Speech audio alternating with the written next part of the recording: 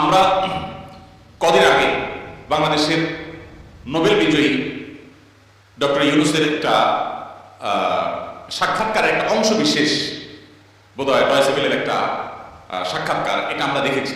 যদিও সাক্ষাৎকারটা পরে কোনো কারণে বা কোনো যৌক্তিক অযৌক্তিক যে কারণেই হোক আমরা দেখতে পাইনি এই পেজে। আমি শুনেছি, আপনারা অনেকে হয়তো শুনেছেন। তিনি বলছিলেন যে পৃথিবী তার গন্তব্যের দিকে, ধ্বংসের দিকে এগিয়ে যাচ্ছে, এবং তিনি অন্য পার্সপেক্টিভ থেকে বলেছেন নিশ্চয়ই। কিন্তু আল্লাহ রাব্বুল আলামিন যা বলেছেন সেটি আমাদের সবাইকে উপলব্ধি করতে হবে এবং সেই গন্তব্যে আমাদের যেতে হবে। আমরা যাচ্ছি সেদিকে। পৃথিবী যখন তার গন্তব্যের দিকে বা সৃষ্টি জগৎ যখন তার গন্তব্যের দিকে এগিয়ে যায়, তখন যত বেশি এগিয়ে যাবে ঈমান মানুষের জন্য ধরে রাখা তত কঠিন হবে। আমরা সেরকম একটা সময় পার করছি। আমাদের বাপদাদারা যারা ছিলেন তাদের ঈমানের যে অবস্থা ছিল, তাদের মধ্যে সততা যে পরিমাণে ছিল, আমাদের মধ্যে সে পরিমাণ নিশ্চয়ই নাই।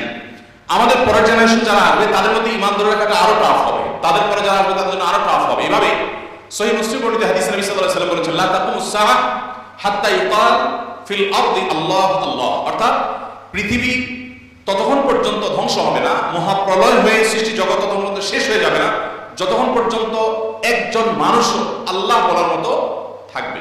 তার মানে পৃথিবী থেকে একটা সময় ইমানদার কমতে কমতে, বিশ্বাসী মানুষ কমতে কমতে এমন একটা পর্যায়ে চলে যাবে যেটা জিরোতে চলে যাবে, কোনো বিশ্বাসী মানুষ থাকবে না।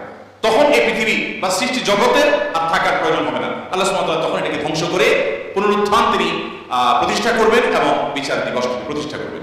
তো পৃথিবী যেহেতু তার পরিণতির দিকে আগাচ্ছে, এই সময়টাতে ঈমান ধরে রাখা অত্যন্ত টাফ এবং সহজ। মুসলমানের সন্তান হিসেবে, বাই চান্স মুসলিম হিসাবে আমরা আমাদের ঈমানের কেয়ার করা, ঈমানের পরিচর্যা করার প্রয়োজনটা আমরা অনুভব করি না। আমি আজকের এই অনুষ্ঠানের মাধ্যমে আপনাদেরকে উদাত্ত আহ্বান রাখতে চাই, আসুন আমাদের ঈমানের যত্ন করি। আমাদের ঈমানটাকে যত্ন করবার জন্য আমাকে কোরআন অধ্যয়ন করতে হবে, আমাকে কোরআন পড়তে হবে, ঈমানের পরিবেশে থাকতে হবে এবং ঈমান কি সেটা বুঝতে হবে। আপনারা আলহামদুলিল্লাহ, যেটি আমি বলছিলাম, আপনারা সবাই বাংলাদেশের ভবিষ্যৎ, আপনারা সবাই এই পৃথিবীর ভবিষ্যৎ। আপনাদের প্রত্যেকের মধ্যে যে সম্ভাবনা লুকিয়ে আছে, সেই জায়গা থেকে আপনারা যদি চেষ্টা করেন ইসলামটাকে জেনে বুঝে অনুসরণ করার মানান, তাহলে সেক্ষেত্রে আমি দৃঢ়ভাবে বিশ্বাস করি যে আপনি ইসলামটাকে এনজয় করবেন। আমি একটি কথা থেকে অন্যদিকে গিয়েছিলাম যে এক ভদ্র মহিলা আমার কাছে এসেছেন ইসলাম গ্রহণ করবার জন্য। আমি তাকে জিজ্ঞাসা করলাম, এফিডেভিট সব কমপ্লিট করেছেন এবং আইনি সমস্ত পদক্ষেপগুলো শেষ করেছেন, বললাম যে আপনি ইসলাম কেন গ্রহণ করবেন? যারা আমার কাছে এই টাইপের আসে আমি জিজ্ঞেস করি, কারণ আমার তো জানা আছে যে বাংলাদেশের আমাদের মানুষের প্র্যাকটিস দেখে তো তার ইসলাম গ্রহণ করার কথা না, আর ইসলাম থেকে পালানোর কথা। কেন গ্রহণ করেছেন? তো তিনি বললেন, ইসলাম সম্পর্কে আমি বই পড়েছি, এই বই আমাকে প্রভাবিত করেছে। আবার কোনো কোনো ব্যক্তিকে আমি দেখেছি, তাদের ব্যক্তিত্ব দেখে, নিশ্চয়ই সেরকম ব্যক্তিত্ব খুবই কম, দেখে আমি প্রভাবিত হয়েছি।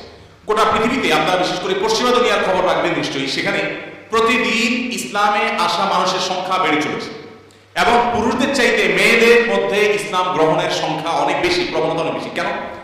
যেখানে নারী অধিকার নিয়ে এত কথা বলা হয়, নারীদের অধিকার দেওয়ার জন্য এত আয়োজন নেওয়া হয়, এত উদ্যোগ নেওয়া হয়, সেই সমাজে কেন, সেই সমাজের নারীরা কেন ইসলামে আসছে এবং সেখানকার মুসলমানরা কেন ইসলামে আসছে, এই বিষয়টা নিয়ে আমি একটু স্টাডি করার চেষ্টা করলাম। আমার কাছে দুটি জিনিস পরিষ্কার হয়েছে। নাম্বার এক, তারা কোরআন পড়ে।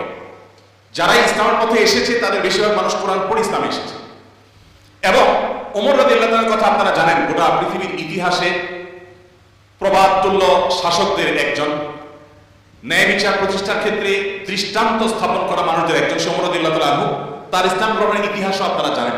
তিনি কিন্তু নবী সাল্লাল্লাহু আলাইহি ওয়াসাল্লামকে হত্যা করার দায়িত্বে নিয়োজিত হয়ে সে দায়িত্ব পালন করার জন্য যাচ্ছিলেন।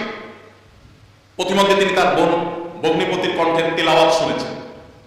এই ঘটনা বিভিন্ন ভাবে বর্ণিত হয়েছে, আপনারা জানেন।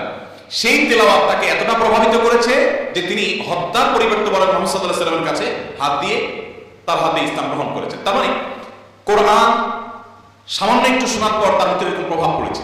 আপনাদেরকে আরেকটা গল্প শোনাতে চাই। তুফাইল ইবনে আমর আদ-দুসি একজন বড় মাপের কবি ছিলেন ইয়েমেনের। শুধু বড় মাপের নয়, আমরা জাতীয় কবি বলে তখনকার জাতীয় কবির কালচার ভাবে ছিল না, যদি থাকতো হয়তো তিনি ইয়েমেনের জাতীয় কবি থাকতেন তখনকার। তুফাইল ইবনে আমর আদ-দুসি, দুস ওনার পুত্রের নাম। উনি যেহেতু বড় সাহিত্যিক এবং কবি ছিলেন এবং সেই সময়ে কবি সাহিত্যিকদের অনেক কদর ছিল। বড় বড় রাজদরবারগুলোতে কবি সাহিত্যিকদেরই প্রদর্শনা সবচেয়ে বেশি ছিল এবং সবচেয়ে বড় পুরস্কারগুলো তারাই জিততেন। প্রশংসা করে রাজাদের বিভিন্ন কবিতা, বিভিন্ন পংক্তি, বিভিন্ন লেখা এগুলো উপহার দিলেই পুরস্কার পেতেন। তো তুফাইল ইবনে আমর আদ-দুসি যেহেতু সাহিত্যিক ছিলেন, ভিআইপি ছিলেন, তিনি মক্কা উমরা করতে এসেছেন। মুহাম্মদ সাল্লাল্লাহু আলাইহি ওয়াসাল্লাম তখন গোপন ইসলাম এর দাওয়াত দিচ্ছেন। মক্কায় আসার পর তার বন্ধু বান্ধব যারা মক্কায় ছিলেন, কবি সাহিত্যিক, তারা বললেন, দেখো আমাদের এখানে তো একটা লোক তার কথা শুনলেই মানুষ তার জাদুতে আক্রান্ত হয়ে যায়, বাপদা ধর্ম ছেড়ে দেয়। তো তোমার উপর আমরা আশঙ্কা করছি যে তুমি এরকম অবস্থার মধ্যে পড়তে পারো। তাহলে একটা বুদ্ধি হলো, তুমি কানের মধ্যে তুলো দিয়ে রাখো, দোনো কানের ফুটো এমন ভাবে বন্ধ করে দাও যে তুমি ওমরা যখন করবা, তওয়াফ করবা, সাই করবা, এই টাইমে যাতে ওই ভদ্রলোকের কোনো কথা তোমার কানে না আসে, এই সময়টা তুমি এভাবে একটু পারো। তিনি তাদের পরামর্শ অনুযায়ী দোনো কান বন্ধ করে ফেললেন এবং তিনি ওইভাবে কিন্তু ওমরার কাজ শেষ করলেন। একটা পর্যায়ে তার মনে হলো যে আমি এত বড় সাহিত্যিক মানুষ, বুদ্ধিজীবী মানুষ, পড়াশোনা করা মানুষ, একটা মানুষ কথা বলবে আর আমি বলে যাব, ভুলভাল বললেও আমি সেটা মেনে নিব, আমি তো এত অর্বাচীন না, আমাকে এত ভয় কেন পেতে হবে। তিনি কানের তুলগুলো খুলে ফেলে দিলেন এবং এরপর তিনি হারামের কোন এক জায়গা থেকে কোরআনের কিছু আয়াতের অংশ বিশেষ তার কানে আসলো।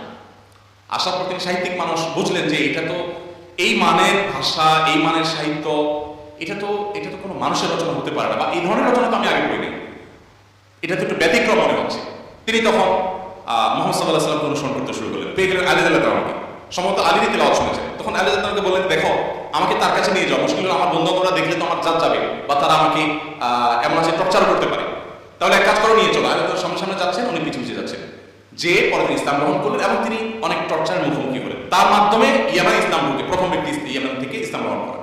আমি আপনাকে 50টা ঘটনা শোনাতে পারবো যে মানুষগুলো ইসলাম গ্রহণ করেছেন শুধুমাত্র কোরআন স্টাডি করে, কোরআন করে। আমি আপনাদেরকে আজকে আহ্বান করে যেতে চাই, বাই চান্স মুসলমান আমরা যারা আছি, আমরা একটু ইসলামটাকে বোঝার চেষ্টা করি, আমরা ইসলামটা একটু জানার চেষ্টা করি। আমরা অনেকে মনে করি কোরআন হাদিস এগুলো হুজুরদের সাবজেক্ট, এগুলো শুধু ওনারা করবেন, আমরা শুধুমাত্র হুজুরদের মুখের দিকে তাকিয়ে থাকবো আর শুনবো। আপনি সেই ধর্মের অনুসারী, যে ধর্মের প্রথম নির্দেশ কিন্তু নামাজ পড়া নয়, যে ধর্মের প্রথম নির্দেশ কিন্তু রোজা রাখা নয়, যে ধর্মের প্রথম নির্দেশ হলো ইকরা, তুমি পড়ো। আপনি সেই ধর্মের মানুষ যে ধর্মে আপনাকে জ্ঞান ভিত্তিক দিন আপনাকে গ্রহণ করতে বলা হয়েছে। আল্লাহ সুবহানাহু ওয়া তাআলা কোরআনে বলেছেন,